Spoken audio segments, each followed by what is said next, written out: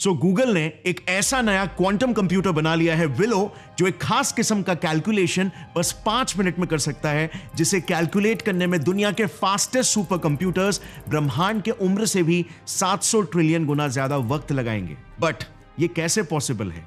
इस सीरीज के पिछले वीडियो में हमने ये देखा कि कैसे कंप्यूटर्स इस 2000 साल पुराने मैकेनिकल यंत्र से बिलियंस ऑफ ट्रांजिस्टर्स के माइक्रो प्रोसेसर्स बन पाए। हमने ये भी देखा कि किस तरह से टेक्नोलॉजी इवॉल्व हुई, कौन से साइंटिफिक लॉज को हमने एक्सप्लॉइट किया और इस सफर ने हमें कहां पर लाकर खड़ा कर दिया, एक नए युग की शुरुआत में, the quantum as.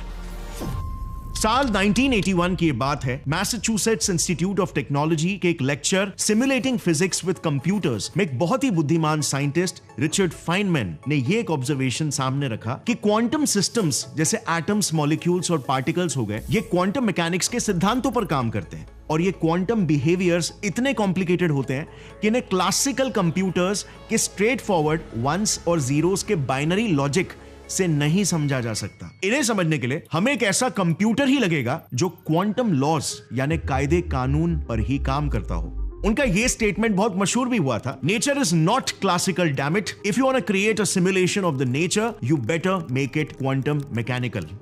In fact Feynman ने कुछ ब्यूटीफुल आइडियाज भी प्रपोज किए जो ही आगे जाकर क्वांटम कंप्यूटर्स की रीढ़ की हड्डी बनेंगे। जैसे उन्होंने सजेस्ट किया कि आज हम ट्रांजिस्टर्स यूज करते हैं ऑन ऑफ स्विच की तरह, बाइनरी लैंग्वेज में ऑन यानी कि 1, ऑफ यानी कि 0, और इनके कॉम्बिनेशन से ही हम लॉजिकल ऑपरेशंस को क्रिएट करते हैं। एग्जैक्टली वैसे ही हम क्वांटम कंप्यूटर्स में इलेक्ट्रॉन्स के स्पिन को यूज कर सकते हैं, स्पिन अप यानी कि 1 और स्पिन डाउन यानी कि 0। मगर सिर्फ इलेक्ट्रॉन्स को अप या डाउन स्पिन या 1 या 0 असाइन करने से क्या ही हो जाएगा?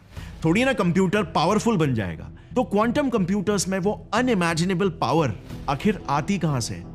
वेल, क्वांटम मैकेनिक्स यानी सूक्ष्म पार्टिकल्स के दुनिया के 2 बहुत ही पावरफुल सिद्धांतों से। नंबर 1 क्वांटम सुपरपोजिशन और नंबर 2 क्वांटम एंटेंगलमेंट। इन पावरफुल प्रिंसिपल्स को आज क्वांटम कंप्यूटर्स में कैसे यूज किया जाता है समझने के लिए क्वांटम मैकेनिक्स के एक बहुत ही इंपॉर्टेंट एक्सपेरिमेंट का सहारा लेते हैं, द डबल स्लिट एक्सपेरिमेंट।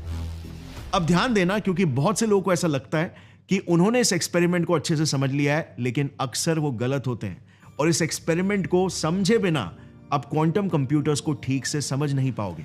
तो ध्यान देना। इमेजिन करो, एक स्ट्रेट खड़े प्लेट पर आपने 2 पैरेलल स्लिट्स बनाए और उस प्लेट के सामने से आप कुछ रेती के दाने को फायर करते हो। तो प्लेट के पीछे अगर एक स्क्रीन लगाया हुआ हो तो वहां पर आपको कैसा पैटर्न दिखेगा? Well, 2 parallel lines, right? ये कॉमन सेंस है। बट जो चीज कॉमन सेंस नहीं है वो ये है कि अब अगर आप रेती के जगह पर लेट्स से सब एटॉमिक पार्टिकल्स जैसे इलेक्ट्रॉन्स या फोटॉन्स को फायर करोगे तो दूसरे साइड स्क्रीन पर आपको ये वाला पैटर्न नहीं दिखेगा, बल्कि ऐसा पैटर्न दिखेगा। अब ये क्या चीज है? ऐसा क्यों हो रहा है? वेल, इस पैटर्न को इंटरफेरेंस पैटर्न कहते हैं और ये पैटर्न ना वेव्स बनाते हैं, क्योंकि अनलाइक पार्टिकल्स, वेव्स का बिहेवियर ही कुछ ऐसा होता है कि वो खुद के साथ ही इंटरैक्ट करते हैं, इंटरफियर करते हैं। सो क्या सब एटॉमिक पार्टिकल्स नहीं बल्कि एक्चुअल में वेव्स है? हमें तो पार्टिकल्स ही सिखाया गया था ना। वेल, यस, वो पार्टिकल्स ही है, बट वो बिहेव वेव्स की तरह करते हैं। उनका मूवमेंट हमारी दुनिया में एक वेव की तरह होता है और इसीलिए हम कहते हैं ना, वेव पार्टिकल डुअलिटी, यानी कि दोगलापन दिखाते हैं ये पार्टिकल्स। अब जब उन्हें 2 स्लिट्स के सामने से फायर किया गया तो गौर करना हुआ क्या? वो वेव की तरह दोनों स्लिट्स के थ्रू एक साथ निकल गए, यानी कि एक पार्टिकल क्वांटिटी में एक होने के बाद भी एक साथ 2 स्लिट्स के थ्रू पास हो पाया।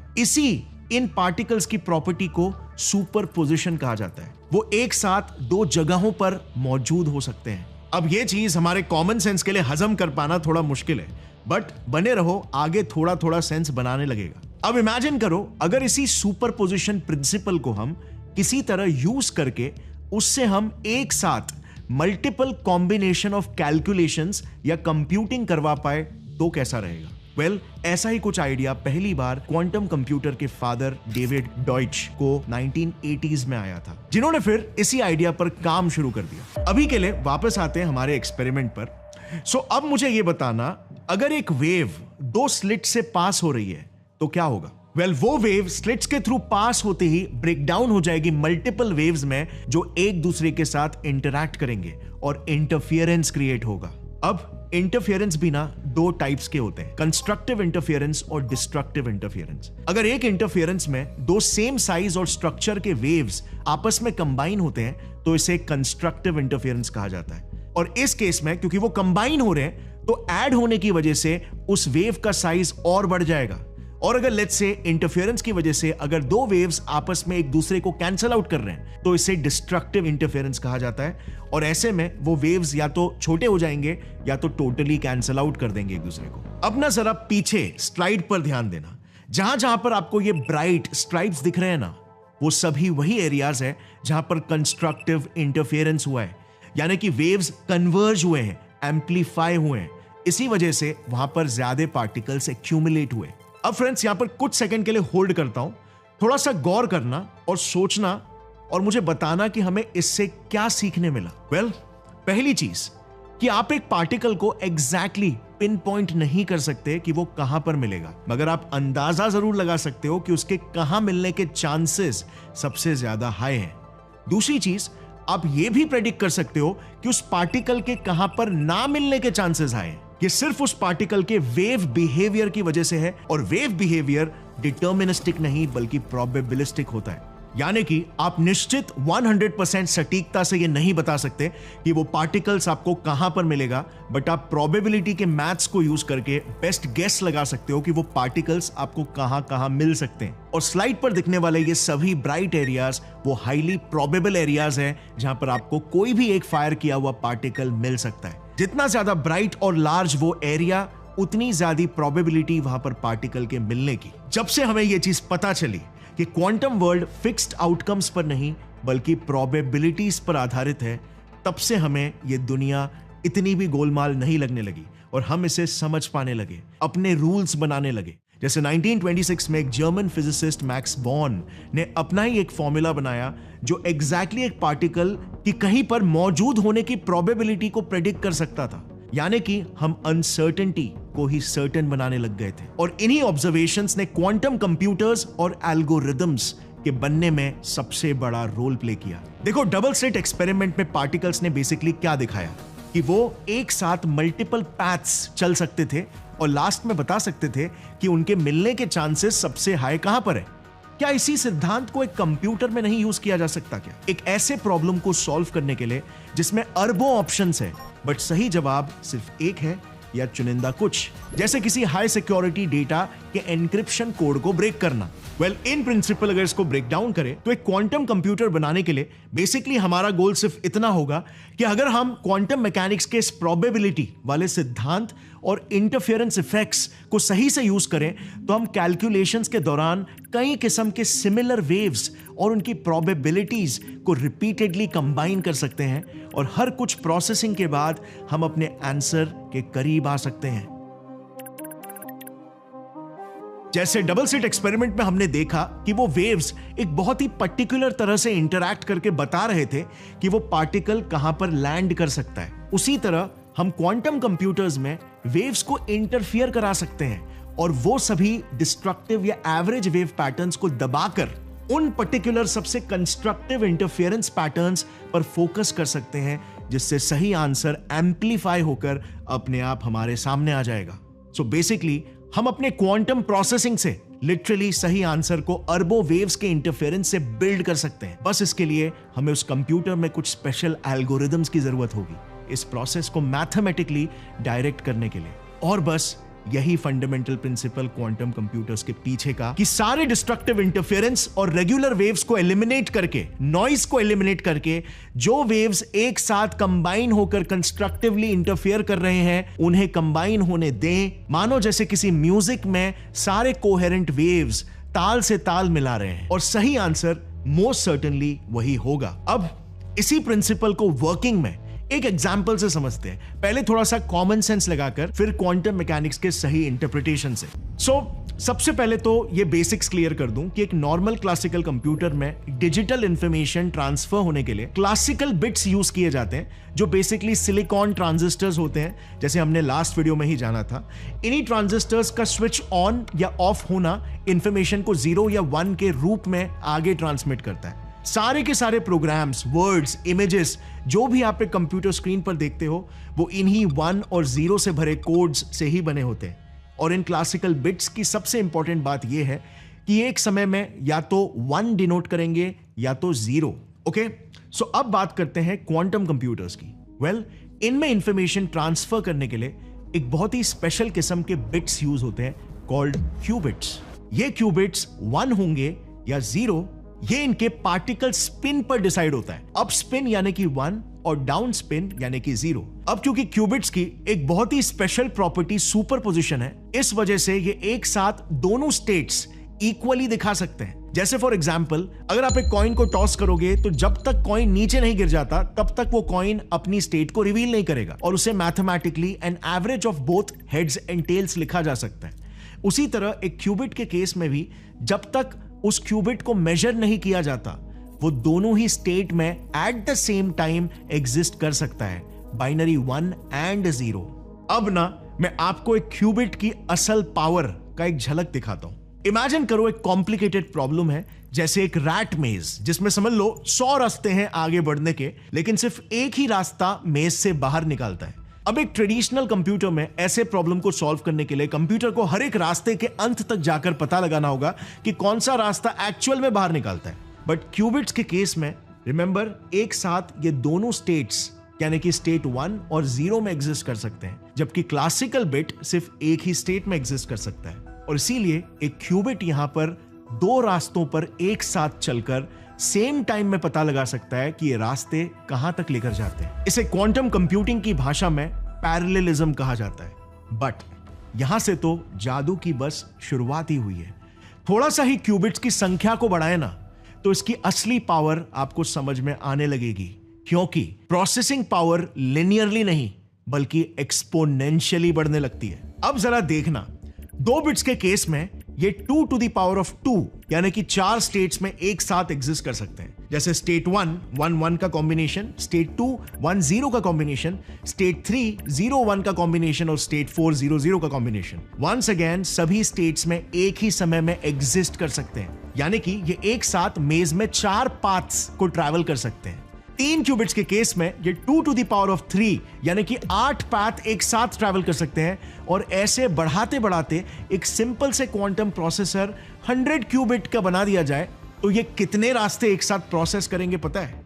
Just imagine 2 to the power of 100 यानी इतने रास्ते। ये 1.26 नॉनिलियन यानी कि एक के आगे 30 डिजिट्स, ये पूरे ऑब्जर्वेबल यूनिवर्स में जितने एटम्स है ना उससे भी ज्यादा बड़ा नंबर है। और अपने मेज में तो सिर्फ 100 ही पॉसिबल रास्ते थे। अरे अगर 1 बिलियन भी पॉसिबल रास्ते होते तो भी इसे ये प्रोसेसर चुटकियों में सॉल्व कर देता। और इसीलिए तो गूगल का ये नया प्रोसेसर बस 5 मिनट में वो कर पाया जो आज के सुपर कंप्यूटर्स को 10 सेप्टिलियन ईयर्स लग जाते। But it doesn't stop over here. इससे पहले मैं बात करूं क्वांटम कंप्यूटर्स में प्रिंसिपल ऑफ क्वांटम एंटेंगलमेंट के बारे में, मैं ये भी क्लियर कर दूं कि जो मेज वाला एग्जांपल हमने लिया कि थोड़ा सा सिंप्लीफाइड वर्जन टू अंडरस्टैंड है।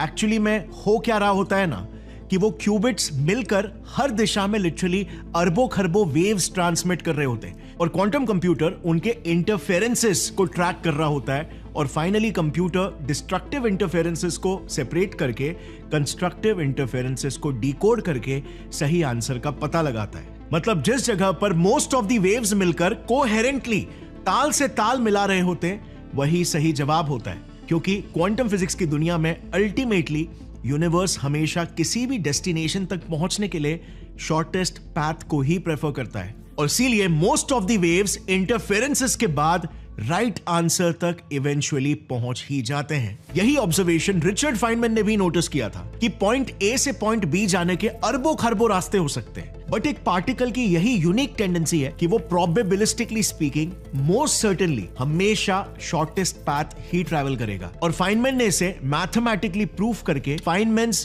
पाथ इंटीग्रल्स डेवलप किया था। अब ये इतना फंडामेंटल सिद्धांत है कि यही एकमात्र ऐसा सिद्धांत है जो हमारे पूरे यूनिवर्स को गवर्न करता है और अब तक कोई भी थियरी इसको कॉन्ट्रडिक्ट नहीं कर पाई है, इवन रिलेटिविटी और क्वांटम मैकेनिक्स भी। सो अब फ्रेंड्स हम कहां तक पहुंचे? वेल, सुपरपोजिशन को पैरेलल कंप्यूटिंग के लिए क्वांटम कंप्यूटर्स कैसे यूज करते हैं इसका हमें एक आइडिया आ गया।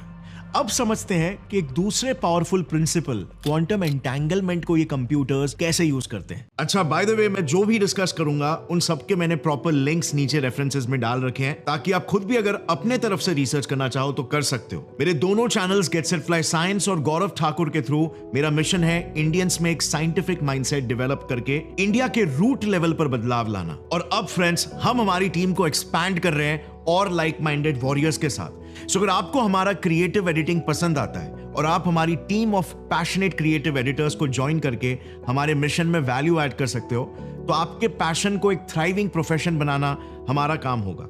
We are looking for professional video editors for a work from office opportunity in Mumbai, जो हमारे डॉक्यूमेंट्री / एक्सप्लेनर टाइप के वीडियोस को एडिट कर पाए। More details down in the description below. Let's create an impact together. And now let's continue our video. देखो, एकदम short में अगर मैं बताऊं तो क्वांटम एंटेंगलमेंट बेसिकली एक ऐसा फिनोमेनन है जिसमें 2 या 2 से ज्यादा क्यूबिट्स आपस में लिंक हो जाते हैं, एंटेंगल हो जाते हैं, जिससे वो मानो मैजिकली आपस में कनेक्ट हो चुके हैं और आपस में इंफॉर्मेशन को शेयर करने लगते हैं, नो मैटर फिर उनके बीच का डिफरेंस या डिस्टेंस कितना भी ज्यादा हो। इसको ऐसे समझो कि अगर एक भंवरा घूम रहा है लेफ्ट टू राइट और वो एंटेंगल हो जाता है किसी दूसरे भंवरे के साथ, तो वो दोनों भंवरे एक ही साथ एक ही तरह लेफ्ट टू राइट घूमने लगेंगे, मानो जैसे वो आपस में किसी मैजिकल धागे से लिंक हो गए। अब ये सिर्फ क्वांटम पार्टिकल्स के साथ होता है, भंवरे का तो सिर्फ मैंने एक एग्जांपल दिया है, बट इन क्वांटम पार्टिकल्स के केस में फर्क नहीं पड़ता कि एक पार्टिकल पृथ्वी पर हो या दूसरा यूनिवर्स के एज में भी क्यों ना हो, ये आपस में ही कनेक्टेड ही रहेंगे। प्लस इन दोनों के बीच का कम्युनिकेशन ऑलमोस्ट इंस्टेंटेनियस होता है, जो इसे सिग्नलिंग बिटवीन सिस्टम्स के लिए बहुत ही यूजफुल बना सकता है। हालांकि पॉइंट टू नोट इज कि आप कोई क्लासिकल इंफॉर्मेशन इससे ट्रांसफर नहीं कर सकते हो स्पेशल रिलेटिविटी के लिमिट्स की वजह से। सो इस प्रिंसिपल से बेसिकली एक साथ कई सारे क्यूबिट्स एक टीम की तरह काम कर सकते हैं, जिससे कैलकुलेशंस पैरेलली और एक्सट्रीमली फास्ट करवाया जा सकता है। सो अब क्वांटम कंप्यूटर्स के फंडामेंटल प्रिंसिपल्स को समझने के बाद सब कुछ तो सही लग रहा है ना बॉस? कितने पावरफुल ये कंप्यूटर्स हो सकते हैं ये तो हमने देख लिया। सो अब और क्या करना है? बस घर घर पे सबके लगा दो, इंस्टॉल करवा लो। इससे हम रेगुलर काम भी एकदम तेजी से कर पाएंगे, है ना? इन कंप्यूटर्स में वो रियल वर्ल्ड फील वाले गेम्स खेलने में कितना ही मजा आएगा। वेल, मैं 2 बहुत ही इंपॉर्टेंट मिसकंसेप्शंस को बस्ट करना चाहूंगा। सबसे पहले तो ये क्वांटम कंप्यूटर्स, जैसे आपने देखा, कुछ अलग ही किस्म के प्रॉब्लम्स को सॉल्व करने के लिए बनाए गए हैं। ये अपने पीसी की तरह वर्ड, एक्सेल या फिर पबजी चलाने के लिए नहीं बने। प्रॉब्लम्स जैसे जहां पर एक ताले की अरबों खरबों चाबियां हो सकती है, बट हमें सही वाला ढूंढ के निकालना है, वो भी फास्ट। हमें एक बड़े से 200 डिजिट के नंबर्स के फैक्टोरियल्स को ढूंढ के निकालना है, वो भी फास्ट। बेसिकली जहां पर हमें एक्सट्रीम अमाउंट्स ऑफ डेटा में से कुछ इंटरेस्टिंग पैटर्न्स ढूंढ के निकालना हो, या फिर हमें क्वांटम वर्ल्ड्स, एटम्स और मॉलिक्यूल्स को सिमुलेट करना हो ताकि हम उनके प्रॉपर्टीज को समझ पाए। वो प्रॉब्लम्स जहां पर एक्सट्रीम पैरेललिज्म की जरूरत हो, और ये सब प्रॉब्लम्स यूजुअली आपके और मेरे जैसे कॉमन इंसान के सर पर तो नहीं होते। अब तक क्वांटम एल्गोरिदम्स इतने एडवांस नहीं बने हैं कि ये कंप्यूटर के ऑपरेटिंग सिस्टम की तरह सारे जनरल एक्टिविटीज को परफॉर्म कर सके। आज एक क्वांटम एल्गोरिदम बहुत ही स्पेसिफिक किस्म के गिने चुने प्रॉब्लम्स को सॉल्व करने के लिए बनता है, और धीरे धीरे हम इन एल्गोरिदम्स और मशीन्स की संख्या को बढ़ा रहे हैं। दूसरी बात, अपने घर में क्वांटम कंप्यूटर्स तो हम तभी इंस्टॉल कर पाएंगे जब हम हमारे प्रकृति की तरह रूम टेम्परेचर्स में भी क्वांटम प्रोसेसेस को अंजाम देना सीख पाएंगे। ये फैक्ट है कि इवन आज तक हमें ये नहीं पता कि कैसे प्रकृति पेड़ पौधों में रूम टेम्परेचर्स में लाइट और कार्बन डाइऑक्साइड को अंदर लेकर शुगर में कन्वर्ट कर पाती है। फोटोसिंथेसिस एक क्वांटम फिनोमेनन है जो हमें नहीं पता अभी तक कि एग्जैक्टली रूम टेम्परेचर्स में कैसे होता है, क्योंकि हम तो अभी तक क्वांटम इंटरैक्शंस को एक्सट्रीमली लो -273 डिग्री सेल्सियस के करीब टेम्परेचर्स में ही करवा पाए। इसे देखना, यह एक क्वांटम कंप्यूटर, बट असल में यह क्वांटम कंप्यूटर कम और फ्रिज ज्यादा है। इसे इनर डाइल्यूशन रेफ्रिजरेटर बोलते हैं। क्वांटम चिप तो एकदम छोटा सा इस रेफ्रिजरेटर के बेस में है, जैसे आप देख सकते हो। इस रेफ्रिजरेटर में ये बड़े मोटे पाइप्स देख रहे हो, इनके थ्रू हीलियम या नाइट्रोजन को नीचे के फ्लोर्स तक पंप किया जाता है। फिर ये सारे कर्ल्ड वायर्स आप देख रहे हो, इनके थ्रू सिग्नल्स माइक्रोवेव्स के जरिए पास होते हैं और फाइनली एक क्लासिकल कंप्यूटर को रिले किए जाते हैं। जब ये कंप्यूटर चालू होता है, इसे एक ऐसे बड़े से सिलेंडर जैसे एनक्लोजर के अंदर डालते हैं, जिसे आउटर डाइल्यूशन रेफ्रिजरेटर बोलते हैं, ताकि बाहर के वातावरण, बाहर के हीट और इलेक्ट्रोमैग्नेटिक रेडिएशन से प्रोसेसर को बचाए। क्योंकि क्वांटम प्रोसेसर्स का सबसे बड़ा दुश्मन होता है क्वांटम डिकोहेरेंस, यानी कि उनके वेव्स में एक्सटर्नल इंटरफेरेंस आ जाना और उनका वेव नेचर ही कोलैप्स हो जाना। अब क्वांटम डिकोहेरेंस के ऊपर भी मैंने एक डिटेल्ड वीडियो ऑलरेडी बना रखा है, जो काफी डेप्थ में आपको ये कॉन्सेप्ट को एक्सप्लेन करेगा। बट बेसिकली आपको ये फैक्ट तो पता ही होगा कि क्वांटम पार्टिकल्स वेव की तरह बिहेव करते हैं, बट जैसे ही वो किसी दूसरे पार्टिकल या एनर्जी से इंटरैक्ट करते हैं, वैसे ही उनका वेव फॉर्म कोलैप्स हो जाता है और वो अन्य पॉसिबिलिटीज वाले वेव से एक पार्टिकल बन जाते हैं। यानी कि वो अपने क्वांटम प्रॉपर्टीज जैसे सुपरपोजिशन और क्वांटम एंटेंगलमेंट को खो देते हैं और वो हमारे कोई काम के नहीं रहते। क्यूबिट्स के केस में भी ऐसा ही होता है ना, जैसे ही वो किसी भी प्रकार के इंटरैक्शन में आए, वो सीधा अपना क्वांटम स्टेट खो देते हैं, कोलैप्स हो जाते हैं, और इसे ही डिकोहेरेंस कहते हैं। इसी डिकोहेरेंस से बचाने के लिए क्वांटम प्रोसेसर्स को एब्सोल्यूट जीरो टेम्परेचर के एक्सट्रीमली करीब रखा जाता है, जो कि lowest temperature ever possible in the universe है, क्योंकि ये state literally absence of any type of unnecessary motion और हीट है। ये पाइप्स देख रहे हो, ये पूरा कूलिंग सिस्टम का ही पार्ट है जो एब्सोल्यूट जीरो टेम्परेचर बनाए रख रहा है, मगर इसके बाद भी ये फुल प्रूफ नहीं है। आपको सुनकर ये यकीन नहीं होगा, बट ये सब के बाद भी क्यूबिट्स सिर्फ कुछ माइक्रो सेकेंड्स तक ही एक्टिव रह पाते हैं और फिर तुरंत डिकोहेर हो जाते हैं। इस छोटे से टाइम फ्रेम जिस दौरान वो क्यूबिट सुपरपोजिशन या कोहेरेंस में रहते हैं, उसे कोहेरेंस टाइम कहा जाता है। और ये एक सबसे बड़ा चैलेंज है क्वांटम कंप्यूटर्स को रियलिटी बनाने के रास्ते में। सारे बड़े कंपनीज के क्वांटम कंप्यूटर्स यहीं पर आकर अटक रहे हैं, और एग्जैक्टली यहीं पर गूगल के विलो चिप ने भी इस बार एक बहुत बड़ा अचीवमेंट करके दिखाया है, एक लीप मार के दिखाया है। Quantum computers is the wild card. It could be a game changer. It could change the entire landscape of artificial intelligence. Google's Willow chip is touted as not just another technology breakthrough, but an evolution. In under 5 minutes, the chip can solve a problem that would take today's most powerful computers 10 septillion years. Google के Willow ने सारे superconducting quantum computers को पीछे छोड़कर coherence time को 5 गुना बढ़ाया। And उसके बावजूद भी पता है, अभी विलो का कोहेरेंस टाइम सिर्फ 100 माइक्रोसेकेंड्स ही है, यानी कि बस 0.1 मिलीसेकेंड्स। यही 0.1 मिलीसेकेंड्स तक ही एक क्यूबिट एक्टिव रह पाता है और अपने कैलकुलेशंस करता है। इतने कम समय में ये क्या ही कैलकुलेशंस करके दिखा देगा।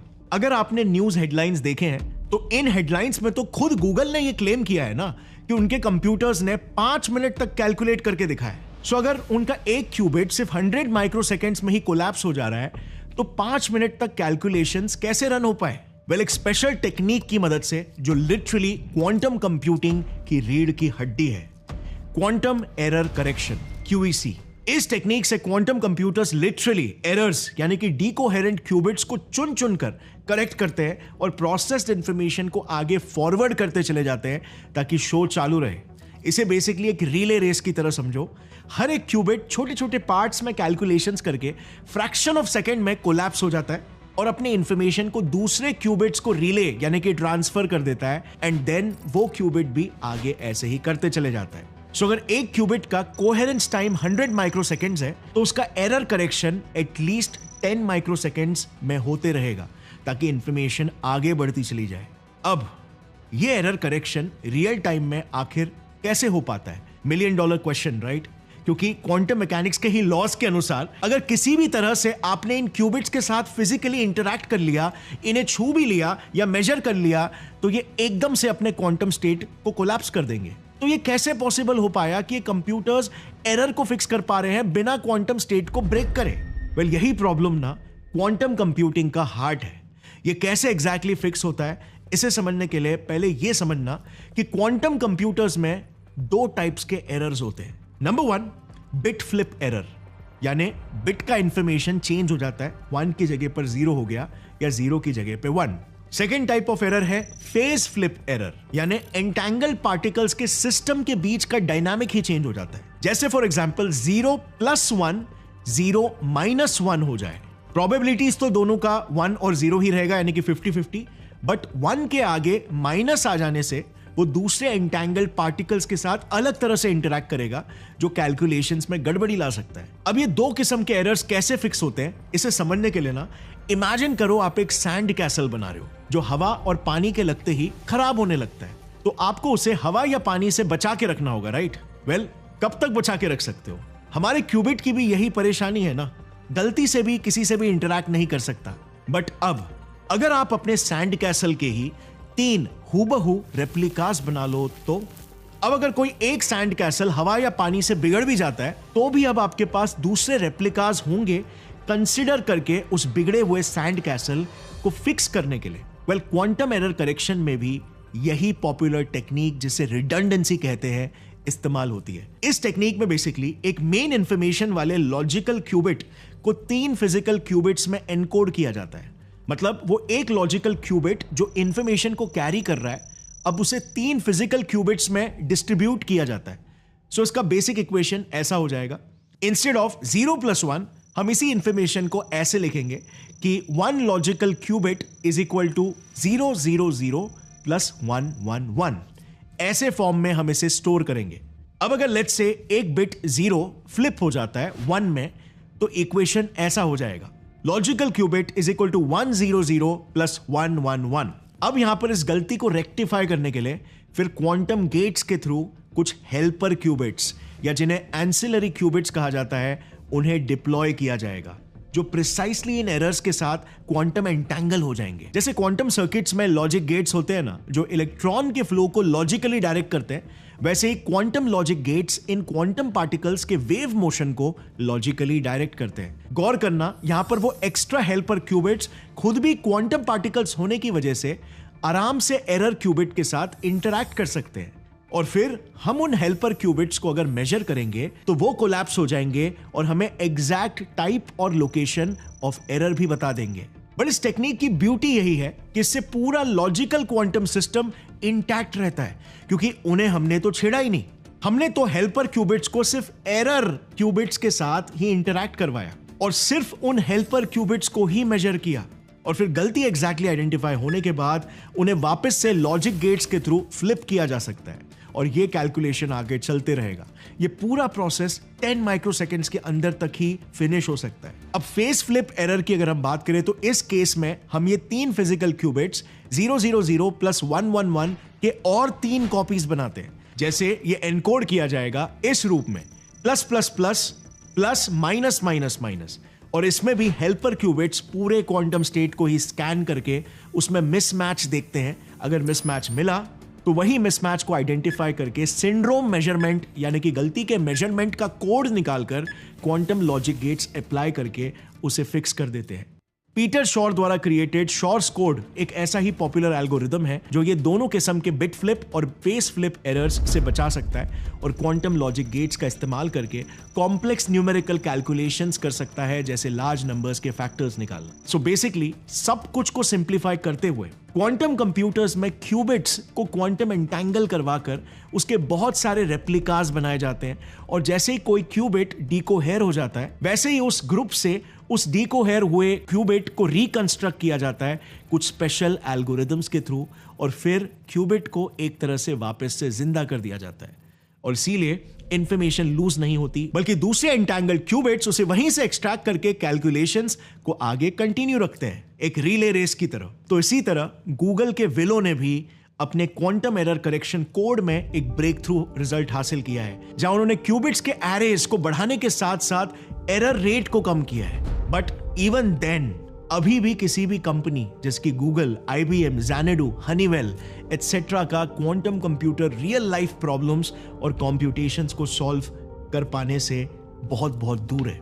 ये 3 बड़े प्रॉब्लम्स, नंबर 1 क्वांटम स्टेट की स्टेबिलिटी, नंबर 2 इफेक्टिव एल्गोरिदम्स, और number 3 real time error corrections, इन्हें इंप्रूव करके इफेक्टिवली और इकोनॉमिकली स्केल करना फिलहाल सबसे बड़े चैलेंजेस में से है। और अगर हम इन चैलेंजेस को ओवरकम कर पाए तो हमारा भविष्य टोटली बदल सकता है।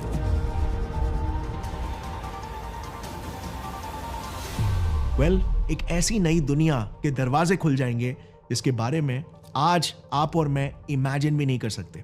सबसे पहले तो फार्मा और मेडिकल इंडस्ट्री पूरी तरह से रेवोल्यूशनाइज हो जाएगी, क्योंकि आज भी नई दवाइयां बनाने का जो प्रोसेस है वो एक ताले के लिए करोड़ों चाबियों में से एक सही चाबी ढूंढने के जैसा है। हमें समझना पड़ता है कि कैसे दवाइयों के मॉलिक्यूल्स शरीर में कॉम्प्लेक्स प्रोटीन से इंटरैक्ट करते हैं, बिलियंस में मॉलिक्यूल्स के पॉसिबल कॉम्बिनेशंस ट्राई करके। हमें कॉम्प्लेक्स केमिकल रिएक्शंस को सिमुलेट करना पड़ता है एट द एटॉमिक लेवल, और ये सब कुछ क्लासिकल कंप्यूटर्स में होता है, उनके 3D मॉडल्स बनाकर, जो कि एक्सट्रीमली रिसोर्स इंटेंसिव है। बट क्योंकि प्रकृति खुद क्वांटम मैकेनिकल है और क्वांटम मैकेनिकल तरीके से ही काम करती है, जैसे फोटोसिंथेसिस प्रोसेस हो गया, अगर हमने क्वांटम कंप्यूटर्स को सही ड्रग कॉम्बिनेशंस को डिकोड करने पर लगा दिया तो आज की तरह दवाइयां बनाने में लक का सहारा 15 से 20 साल और अरबों डॉलर्स खर्च करने की कोई जरूरत नहीं पड़ेगी। ये न्यू ड्रग डिस्कवरीज कुछ ही महीनों में हो सकते हैं। नंबर 2, एपिडेमिक्स और पैंडेमिक्स, जिन्होंने हिस्टोरिकली सबसे ज्यादा जाने ली है, को भी हम फाइनली बाय बाय बोल सकते हैं, क्योंकि कोई भी वायरस हो, पैथोजन हो, उन्हें हम एकदम मॉलिक्यूलर लेवल पर स्टडी करके उनके अरबों पॉसिबल डेडली म्यूटेशंस को पहले से ही प्रेडिक्ट कर पाएंगे और उन्हें फैलने से पहले ही रोक देंगे, विच मींस ये वायरस कभी भी अपने टिपिंग पॉइंट तक नहीं पहुंच पाएंगे। इवन वैक्सीन डेवलपमेंट, यानी कि उनसे लड़ने के लिए परफेक्ट कॉम्बिनेशन भी कुछ हफ्तों में ही डेवलप हो पाएगा। नंबर 3, और ये डेवलपमेंट तो सबसे क्रेजी रहेगा, आज कितने ही बीमारियों के पीछे का कारण शरीर में प्रोटीन्स का मैल फंक्शन होता है, जैसे कैंसर्स जो म्यूटेशन की वजह से प्रोटीन फोल्डिंग को अफेक्ट करते हैं, पार्किंसंस डिजीज हो गए, अल्जाइमर्स डिजीज, और एग्जैक्टली इन्हीं बीमारियों के सॉल्यूशंस आज हमारे पास नहीं है। ये इसीलिए क्योंकि प्रोटीन्स एक्सट्रीमली कॉम्प्लिकेटेड मॉलिक्यूल्स होते हैं और उनके 3D मॉडल्स बनाकर उनके हर एक पॉसिबल फोल्डिंग को सिमुलेट करना, फिर नए ड्रग्स को उनसे इंटरैक्ट करा के कॉम्प्लेक्स इकोसिस्टम्स में ऑब्जर्व करना, ये एक्सट्रीमली कॉम्प्लिकेटेड और रिसोर्स इंटेंसिव टास्क है। बट क्वांटम कंप्यूटर्स ये काम भी कुछ ही हफ्तों से महीनों में कर सकते हैं। सो बहुत सारी बीमारियां जिन्हें आज हम इनक्योरेबल समझते हैं, कल उनके क्योर्स हमें मिल सकते हैं। इनफैक्ट ह्यूमन लाइफ स्पैन तक 100 से 150 सालों तक लंबी हो सकती है, बिकॉज हम खुद की ही बायोलॉजी को अब डीएनए लेवल पर समझकर उसे anti aging drugs, supplements, lifestyle और मेडिकल फैसिलिटीज से ऑप्टिमाइज कर पाएंगे। Just think about it, ancient ages में जब साइंस डेवलप नहीं हुआ था, एक इंसान ऑन एन एवरेज बस कुछ 30-35 साल ही जिंदा रहता था, बट आज डेवलप्ड कंट्रीज में 85 ईयर्स तक हम जी रहे हैं। इसी लाइफ एक्सपेक्टेंसी को 100 से 150 सालों तक खींचना इतना मुश्किल नहीं होने वाला है जितना आप सोच रहे हो। नंबर 4, स्पेस इंडस्ट्री में तो हम क्वांटम कंप्यूटर्स का सबसे ज्यादा फायदा देखेंगे। ब्रह्मांड भी तो क्वांटम लॉस पर ही काम करता है ना, और इसीलिए इन्हीं लॉस को मॉडल करके हम लिटरली कॉम्प्लिकेटेड फिजिक्स के फिनोमेनन जैसे ब्लैक होल्स और क्वांटम ग्रेविटी को भी एक्यूरेटली मॉडल कर पाएंगे, जो आज हमारे लिए कर पाना इम्पॉसिबल है। इवन हम डार्क एनर्जी और डार्क मैटर की मिस्ट्री को भी सॉल्व कर सकते हैं। जस्ट इमेजिन यूनिवर्स के क्या क्या सीक्रेट्स हमारे हाथ लग सकते हैं। हम लिटरली हमारे गैलेक्सी के किंग बन सकते हैं, क्योंकि अब हम बहुत ही एक्यूरेटली एक एक प्लैनेट, स्टार, एस्टेरॉइड, मून, इन सभी के मोशंस और पोजीशंस को एवरी सेकेंड प्रेडिक्ट कर पाएंगे। आज मार्स तक एक सिंगल ट्रिप मारने में हमें मिलियंस ऑफ वेरिएबल्स को सॉल्व करना पड़ता है। स्पेसक्राफ्ट की ट्रैजेक्टरी को सही बनाए रखने के लिए क्वांटम कंप्यूटर्स ये कैलकुलेशंस चुटकियों में कर देगा। हम न्यू मटेरियल्स डेवलप कर सकते हैं जो बेहतर स्पेसक्राफ्ट्स और रॉकेट डिजाइन को डेवलप करके स्पेस टेक्नोलॉजी और इंजीनियरिंग को रेवोल्यूशनाइज कर सकते हैं। और फाइनली एलियन लाइफ की खोज कर पाना अब पोटेंशियली बहुत इजी हो सकता है, क्योंकि आज के तारीख में हमें एलियन लाइफ खोजने से रोक रहे हैं डिस्ट्रैक्शंस। करोड़ों टेक्नो सिग्नेचर्स यानी कि रेडियो फ्रीक्वेंसीज या इलेक्ट्रोमैग्नेटिक वेव्स, जिसमें से हमें सेपरेट करना है कि कौन से इंटेलिजेंट एलियन लाइफ के तरफ से आ रहे हैं और कौन से बस सिर्फ इंटरफेरेंसेस या नॉइज है, जो कि एक्सट्रीमली कॉम्प्लिकेटेड टास्क है। सेटी का ब्रेक थ्रू लिसन प्रोजेक्ट 20 सालों से यही तो कर रहा था और फिर भी नो सक्सेस। अब ये एलियन सर्च ऑपरेशन कैसे काम करता है, इस पर ऑलरेडी मैंने एक डिटेल वीडियो बना दिया है, जिसे भी आप ऊपर आई बटन पर दबाकर देख सकते हो बाद में। बट क्वांटम कंप्यूटर्स ये काम चुटकियों में कर देंगे। ऑल्सो बायो सिग्नेचर्स और ड्रेक्स इक्वेशंस के बेसिस पर ये लिटरली हमें बड़े से बड़े प्लैनेटरी डेटा सेट्स को स्कैन करने में हेल्प कर सकते हैं, उन सेट्स पर फोकस करने में जहां पर एलियन लाइफ एक्चुअली में मौजूद हो सकती है। नंबर 5, फिजिक्स और मैथमेटिक्स की दुनिया में भी एक्सपोनेंशियली नई चीजें अनफोल्ड होगी, क्योंकि कॉम्प्लेक्स मैथ के इक्वेशंस और क्वांटम मैकेनिक्स के प्रॉब्लम्स के पल भर में ही हमें सॉल्यूशंस मिल पाएंगे, जिससे और नई टेक्नोलॉजी इन्वेंट होगी, creating a domino effect of advancement. Number 6, AI. Yes, artificial intelligence और क्वांटम कंप्यूटर्स मानो दो बिछड़े हुए भाई हैं, और ये एक दूसरे के साथ रहने के लिए ही बने हैं, क्योंकि क्वांटम कंप्यूटर्स की एक्सपोनेंशियल स्पीड और एआई की self learning ability human civilization के एडवांसमेंट को इन्फिनिटली तेज कर देगा। और एआई के डेवलपमेंट से क्वांटम कंप्यूटर्स के हार्डवेयर और इलेक्ट्रॉनिक्स को कैसे बेहतर किया जाए, इसके कॉन्सेप्ट्स और आइडियाज एआई की मदद से स्पीड अप हो जाएगा। एंड मे बी ये दोनों साथ रहकर फॉरएवर एक दूसरे को इवॉल्व करते चले जाएंगे, and it would just never ever stop. What do you think? आज हम जब कार्डाशेव टाइप 2, टाइप 3 सिविलाइजेशंस की बात करते हैं, हमें इतने आधुनिक सिविलाइजेशंस इम्पॉसिबल लगते हैं, but all of a sudden quantum powers को अनलॉक करने के बाद पता नहीं ये पॉसिबल क्यों लगने लग रहा है, राइट? बट हाँ, हमें सतर्क भी रहना होगा, क्योंकि इनके ट्रू पावर्स का अंदाजा लगाकर some of the most brilliant minds ने ऑलरेडी हमें वार्न कर दिया है कि हमें एआई और क्वांटम कंप्यूटर्स को बहुत केयरफुली हैंडल करना होगा। My worst fears are that we cause significant harm to the world. I think if this technology goes wrong, it can go quite wrong. AI is one of the biggest threats. So quantum computers के endless possibilities है। ये तो कुछ basic ही मैंने आपको बताया। अब तक तो हम इनके ट्रू एप्लीकेशंस को सही से समझ भी नहीं पाए। लिटरली जहां तक हमारा इमेजिनेशन जाएगा, इन क्वांटम कंप्यूटर्स का एप्लीकेशन पोटेंशियली वहां तक जा सकता है। हमें बस जरूरत है थोड़ी सी जरूरत और क्रिएटिविटी की। And with that said friends, खत्म होता है हमारा ये शॉर्ट सीरीज कंप्यूटर के पूरे एवोल्यूशन जर्नी का। अगर आपको मजा आया, कुछ नया सीखने मिला और ह्यूमंस के फ्यूचर को लेकर आप पॉजिटिव और एक्साइटेड हो, तो इस वीडियो को अपने फ्रेंड्स और फैमिली मेंबर्स के साथ जरूर शेयर करना, क्योंकि हमें मिलकर इंडिया में साइंस के प्रति वो एंथुजियाज्म लाना है जैसे डेवलप्ड देशों में है। Thanks for watching. जय विज्ञान, जय हिंद।